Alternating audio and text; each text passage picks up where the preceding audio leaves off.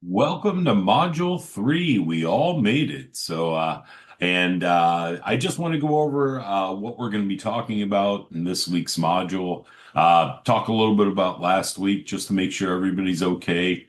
Hopefully, I won't keep you too long this evening. I hope everybody was able to get a little bit of a better understanding about last week's Excel file.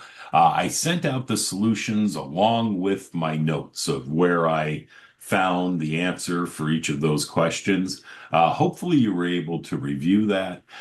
What I'd like everybody to do, and I think I had mentioned it, is send me back a completed copy just so that I know you went line by line in the exercise and you actually were able to see where that data could be found in the solution that was provided, in the exercise that was provided. Please go ahead and do that, and I will give you full credit for that assignment. I'm not going to take any points off. I know everybody's sort of muddling through things right now. It's just important to me that you learn the information because we're going to build upon that information as we go forward. Everybody will receive full credit for their work.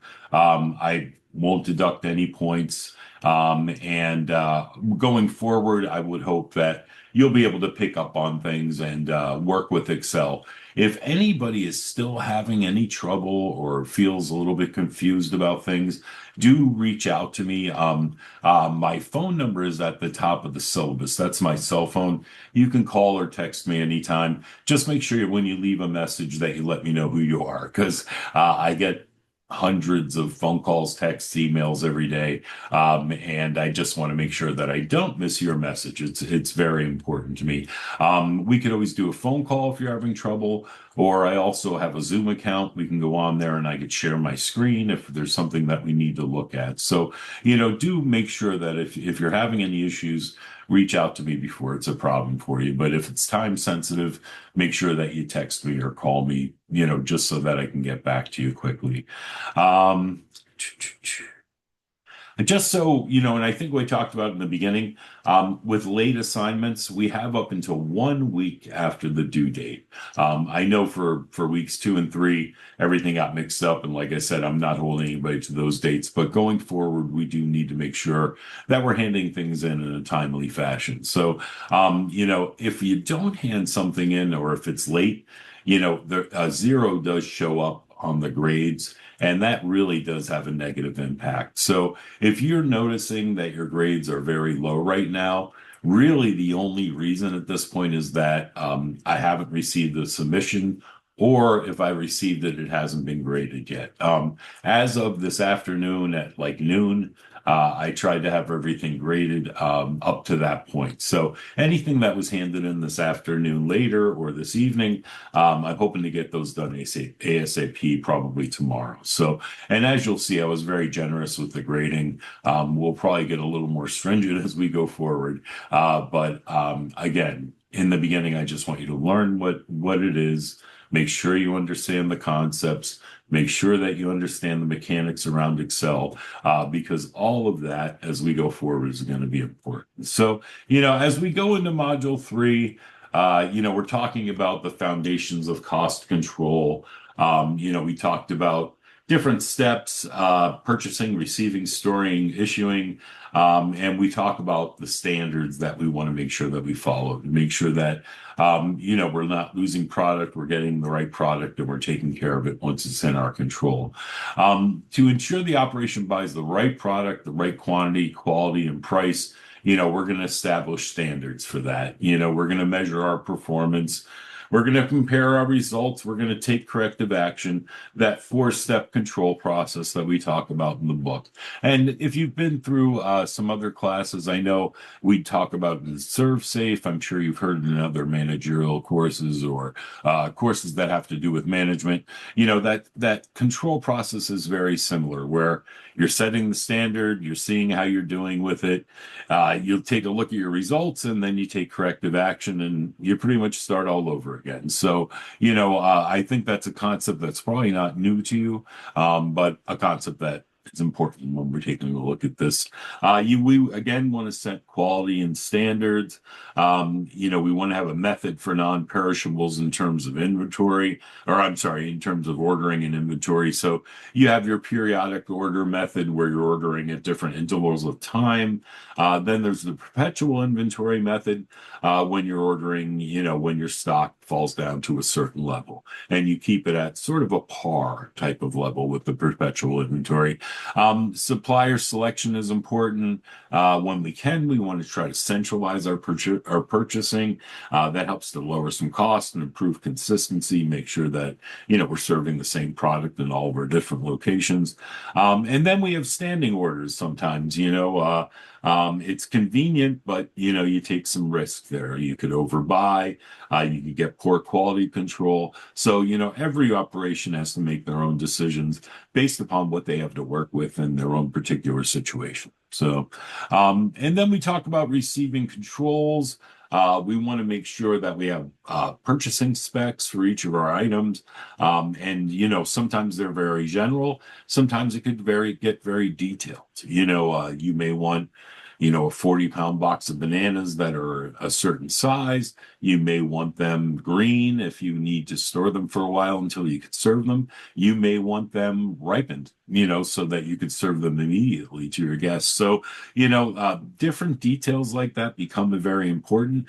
And when you think about all the items that you have that you need to worry about purchasing, it's quite a bit of work to set that up. But once that's set up, that's going to be important because now you have your standards. So, important to read through that, make sure you understand why we're doing all this.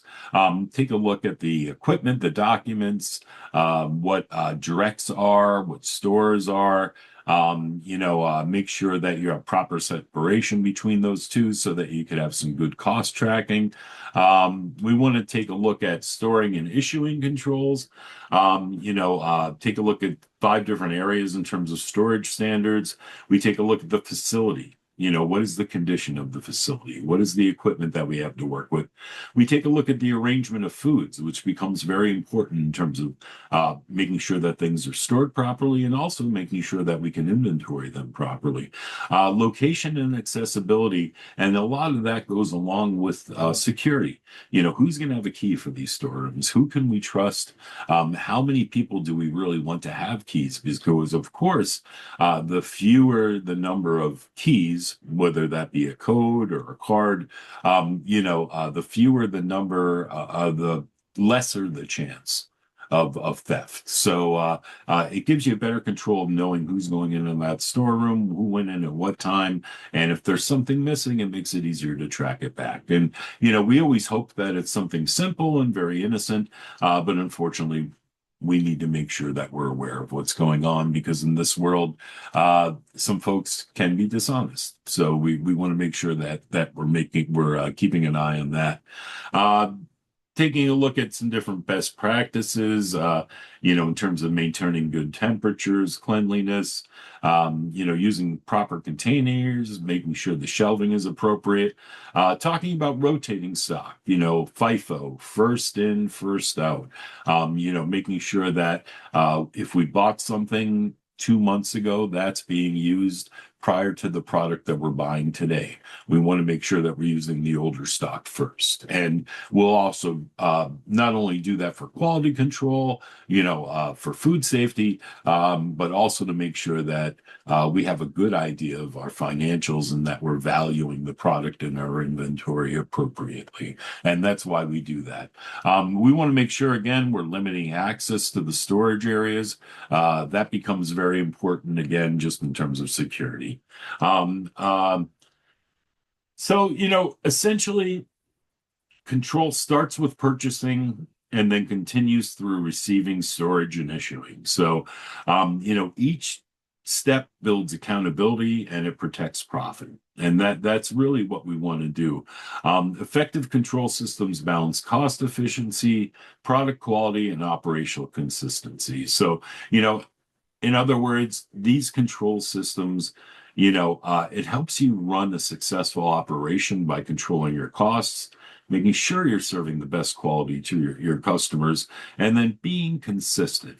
And, and I'm sure you've learned this in other other courses or, just from your own personal experience. But, when you walk into a restaurant that you've been to before and there's something that you enjoy there, you expect it to be the same every time you come.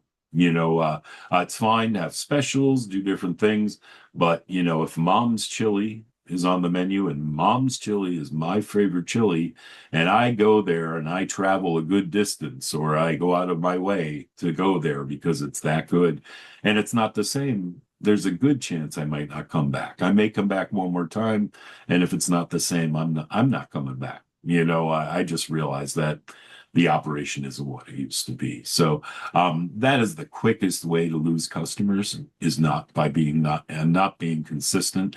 And then when you take a look at a more of an enterprise type of operation where you're dealing with a large corporation, or say you're running an operation where it might be multi-unit and you might have 100 different operations, and each one of them has Mom's Chili on the menu because that's one of your signature recipes for your corporation. It's got to be the same every place. And if you work as a regional manager, it's just amazing how different it can be as you move from place to place. And, you can almost taste it as soon as you try it. You could say, all right, I know what they did wrong, or I know they're not making this according to recipe. And, it makes a big difference, especially in terms of, consistency and quality and having returning customers, but also in terms of making sure that it's made according to the cost controls of the recipe. If it's not consistent, if it's not being made the same every time, then it's probably not costing you the same amount of money that you're budgeting for. Usually it's higher if people are being careless. So, again, great concepts. Please, don't get too involved in the technicalities, but just make sure that you understand, the reasoning behind why we're doing all these things. Ultimately, that's the most important thing. So, other than that, have a great week. I know it's going to be a little bit colder than usual this week, so bundle up, and I'll see you next weekend. Take care.